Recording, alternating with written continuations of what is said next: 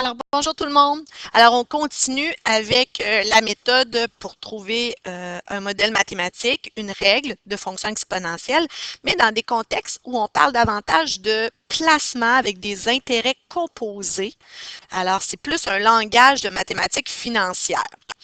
Tu vois ici la fameuse formule qui semble impressionnante. C'est avec elle qu'on va travailler davantage lorsqu'on va être dans ces contextes.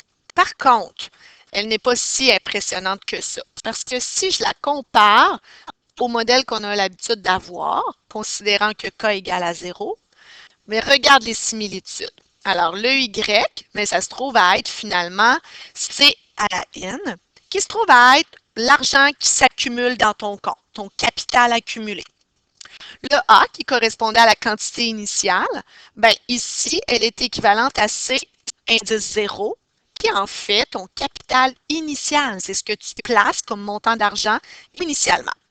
Le C, on a vu tantôt que c'était 100% plus un pourcentage d'augmentation ou 100% moins un pourcentage d'augmentation. C'est la même chose ici.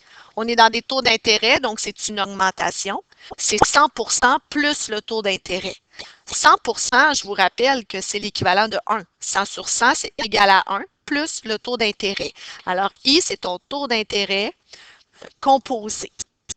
Composé, ça veut dire que à chaque fois qu'on va calculer un taux d'intérêt, on va le calculer sur un montant de l'année précédente, exemple, qui est légèrement plus grand que celui de l'année précédente et ainsi de suite. Alors, c'est toujours calculé sur un montant qui augmente. Alors, c'est un intérêt composé. Et ton exposant ben, est associé à n parce que n correspond au nombre de périodes ou plutôt la durée du placement. Ce qui sera super important, c'est de surveiller ceci. En fait, c'est qu'entre I et N, entre le taux d'intérêt et N, l'exposant de la durée, il faut s'assurer d'être dans la même unité de temps. Alors, si le taux d'intérêt est composé mensuellement, N sera des mois. Si le taux d'intérêt est composé à chaque semaine, bien, N sera des semaines. Alors, il est possible qu'on ait à transformer la durée de la valeur de N de façon à obtenir la même unité de mesure. Donc, ça ne sera pas si compliqué. Alors, dans mon premier exemple, tu vois, j'ai un placement de 1000 $. Alors, le placement de 1000 $, tout de suite, c'est initial. Il est placé dans un compte et on offre un taux d'intérêt annuel composé de 6 %. Alors, c'est un taux d'intérêt annuel de 6 %, mais qui va être capitalisé ou si tu veux calculé ou versé dans ton compte à chaque mois. Alors, au lieu de te verser annuellement 6 %, on va plutôt prendre ce 6 %-là, le diviser en 12, puis te donner ce 12e du taux d'intérêt-là à chaque mois. Et là, on te demande de trouver la règle de cette variation de la valeur du placement, Y, selon les années. Alors, X, il faut que ça soit de nos années. Donc, ça, c'est notre Y, ça, c'est notre X, en fait.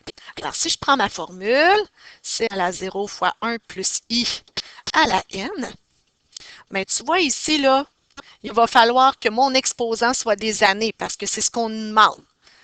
Okay? Par contre, ton taux d'intérêt ici, il est capitalisé tous les mois. Alors ici, il y a des mois, des années, il va falloir qu'on fasse une correction.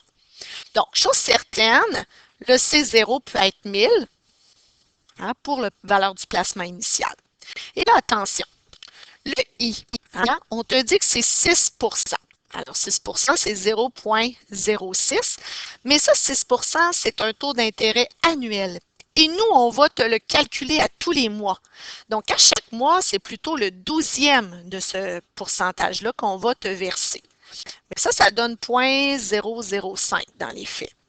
Bien, ça, en fait, c'est un taux d'intérêt mensuel et non annuel. Ça veut dire que N, OK, c'est des mois, là, si on veut que ça soit cohérent. D'accord? Par contre, on nous demande que la règle soit selon les années. Alors, si N est des mois, pour que ça soit des années, hein, bien, il va falloir qu'on parle de 12N, parce qu'il y a 12 mois dans une année. Alors, 12N, bien, ça va être exprimé en années. Alors, il n'est pas simple comme premier exemple. Là. Je vous promets que vous allez en avoir des beaucoup plus faciles à gérer que ça. Donc, ça veut dire que c'est 1 plus 0,005 à la 12N. Alors, N était des mois parce que mon intérêt est en mois, mais puisqu'on me demande de la trouver selon les années, je n'ai pas le choix. Il faut que mon exposant soit en année, donc à la 12N, puisque j'ai 12 mois par année. Ça serait un exemple. Je vous promets, là, peut-être que le prochain, vous allez le trouver peut-être un petit peu plus facile. Ici, on te demande un premier placement de 2500 $. Il y a un taux d'intérêt de 3,5. Lui, il est capitalisé aux 6 mois. Aux 6 mois, là, je vous rappelle, dans une année, là, il y a 2 fois 6 mois. Un deuxième placement de 3 000 $ qui est placé à un taux d'intérêt de 3 %. Lui, il est capitalisé annuellement, donc une fois par année. Lequel de ces deux placements offre le meilleur rendement? En fait, je vais ajouter peut-être, pour faciliter la tâche, là, on va ajouter pour une durée de 10 ans. Pour une durée de 10 ans, on va aller voir lequel des deux serait le meilleur. Alors, si je prends mon premier placement, puis je le compare à mon deuxième placement. Bon, le premier, alors C de N est égal à CO fois 1 plus I à la N. Alors ici, on a 2500 $ de placé. Le taux d'intérêt, il est de 3,5 %, alors 0,035.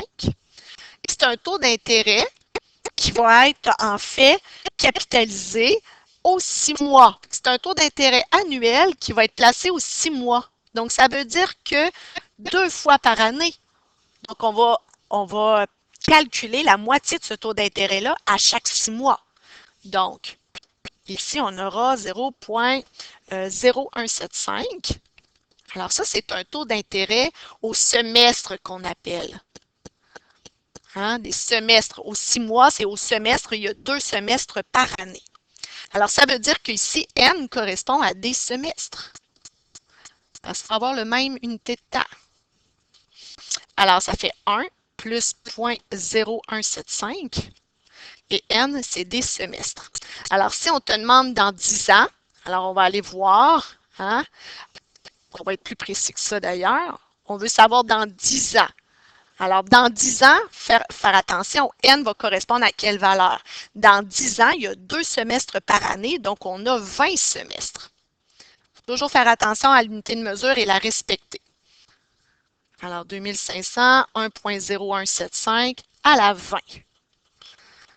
Alors, 1,075 à la 20 fois 2500, ça donne 3536 et 95. Alors, c'est ce qu'on aurait. Donc, on a placé 2500 et on se ramasse avec 3536. Donc, on a une espèce de rendement de 3536 moins ce qu'on avait placé au départ. On a un rendement de 1036 et 95. C'est important, là, pas juste regarder le montant qu'on a à la fin, mais de le comparer à ce qu'on avait mis au départ. Ici, dans le deuxième cas, ici, c'est un placement de 3000. Alors, on en dépose un peu plus que l'exemple précédent, mais on le place à un taux d'intérêt capitalisé annuellement.